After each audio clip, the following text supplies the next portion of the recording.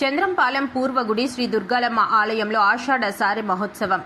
మధురవాడ పరిధి చంద్రంపాలెంలో కొలువై ఉన్న శ్రీ శ్రీ శ్రీ సంపత్ వినాయక, శ్రీ శ్రీ శ్రీ కళ్యాణ వెంకటేశ్వర, శ్రీ అభయాంజనేయ స్వామి సహిత శ్రీ శ్రీ శ్రీ దుర్గాలమ్మ అమ్మవారికి ఆషాఢ సారె మహోత్సవం శుక్రవారం భక్తి శ్రద్ధలతో ఘనంగా నిర్వహించారు.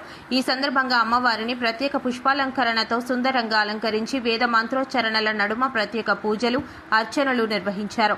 మహోత్సవంలో భాగంగా గ్రామంలోని అమ్మవారి చదురు పట్టు వేప చెట్టు వద్ద నుండి సాంప్రదాయబద్ధంగా నేల తాళాలు, మహిళల కోలాటంతో ఊరేగింపు బయలుదేరి ముందుగా శ్రీ బంగారం తల్లిని దర్శించుకుని అనంతరం శ్రీ దుర్గాలమ్మ అమ్మవారికి ఆషాఢ సారిని సమర్పించారు. పెద్ద సంఖ్యలో తరలివచ్చిన భక్తులు అమ్మవారిని దర్శించుకుని ప్రత్యేక సారిని సమర్పించి మొక్కులు చెల్లించుకున్నారు.